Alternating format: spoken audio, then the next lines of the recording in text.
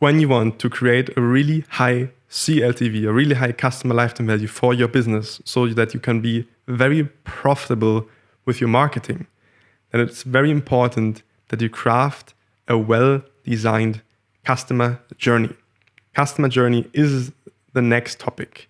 And I talked about that there are three main modes, main gameplay modes that you have depending on what business you choose. And these customer journeys, there's a customer journey almost everywhere in our marketing and the whole business process. You have a customer journey in your ads, the way your customer views different ads in a different order, and they land in the retargeting experience and they see new touch points every day. That would be one customer journey that you can craft and design. A next customer journey would be how the customer goes from ad level experience and ad impressions to a landing page. It's very important that these are in sync, that these are congruent, that a message that you presented in your ads over some weeks maybe is reinforced by your landing page. And so only then, if ads and landing page work together hand in hand, you can close the sale, you can arrive at a high conversion rate. And so this would be another customer journey that you can craft. The customer journey that we obviously need for a high CLTV is a specific journey that we envision for the customer to go through when he lives through our brand. We're talking about the customer lifetime value here, and there is a lifespan. This customer has a lifespan. And for most businesses, especially for these Shopify dropshipping marketers, the customer journey is basically very short.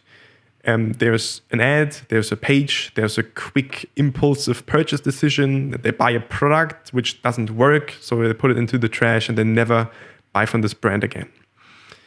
This is obviously very short, and you can never get your 150 euro CLTV with this sort of very bad product, very bad brand, no transformation, and no high order values. So what we need is a pre-crafted customer journey that takes the customer through our whole product assortment. The three modes are transformation, subscription, and equipment. A transformation business is any sort of knowledge business, like these online personal development business coaches or any sort of author or teacher that you like. You buy his book, you read it. After this book, you might sign up for his online course or a personal consultation, or you buy a second book, or you buy a physical product, or you buy a physical event where you go to a ticket, or like a mastermind, a coaching, a seminar, a group. Like all this stuff would be in sequence, and it can only be bought in the specific order.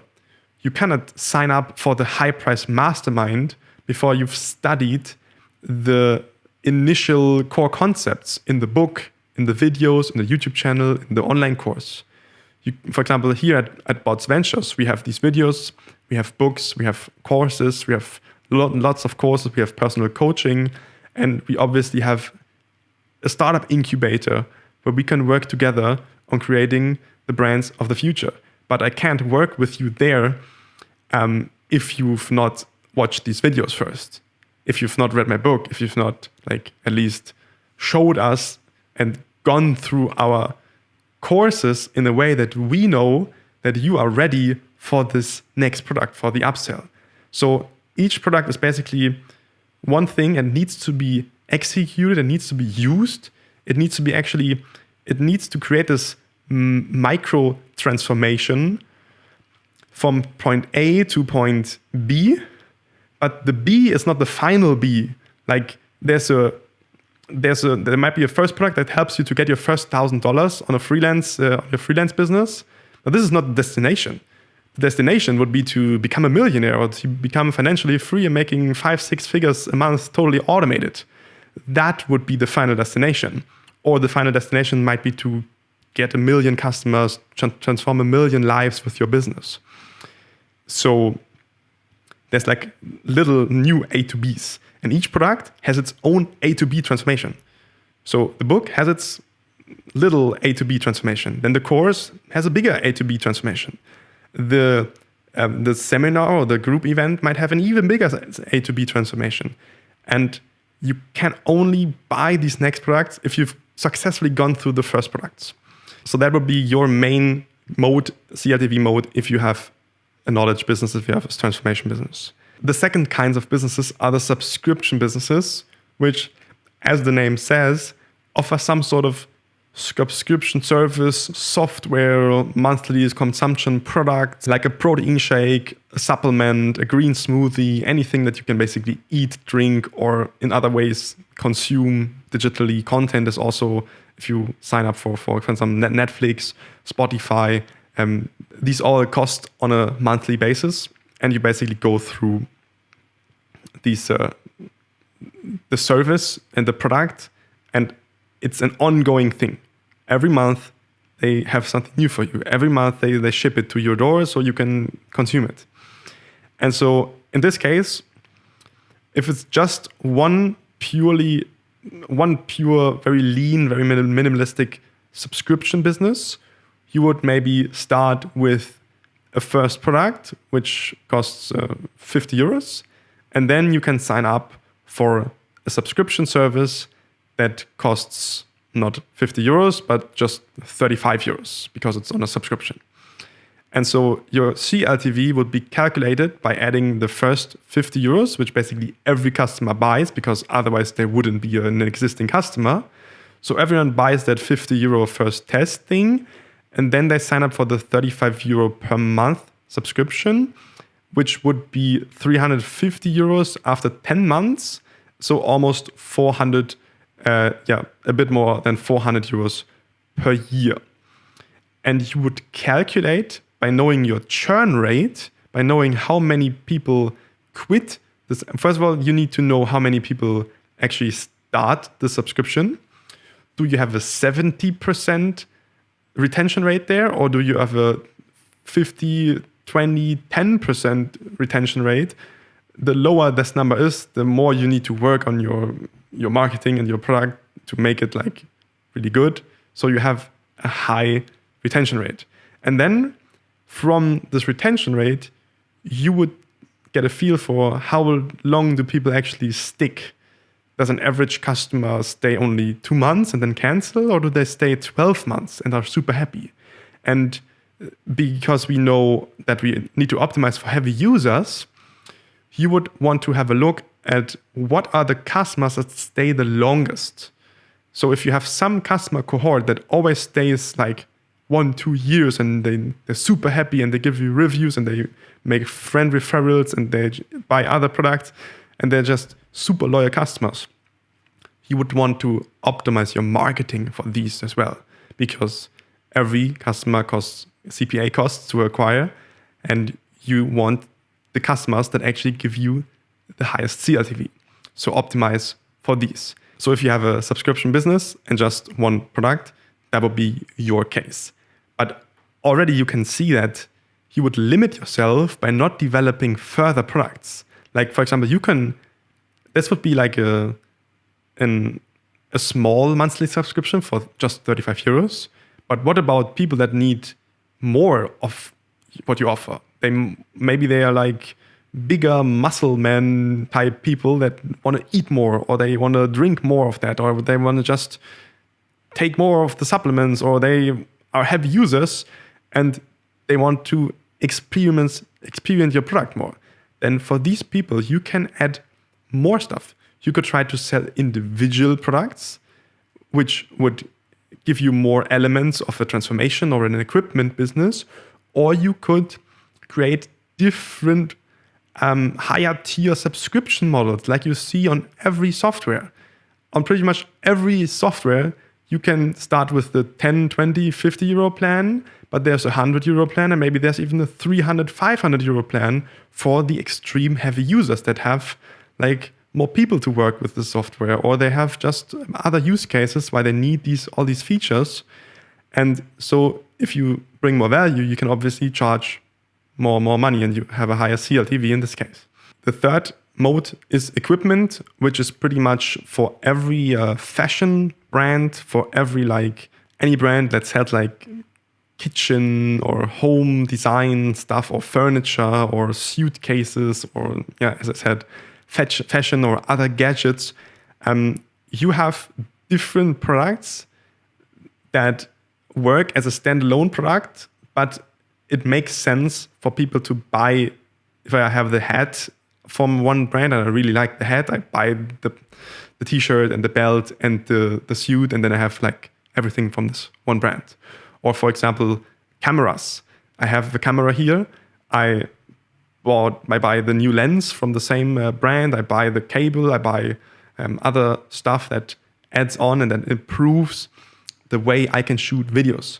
And then maybe I buy a microphone and a mobile microphone and like sorts of different stuff that equip me with all of these different products from the same brand.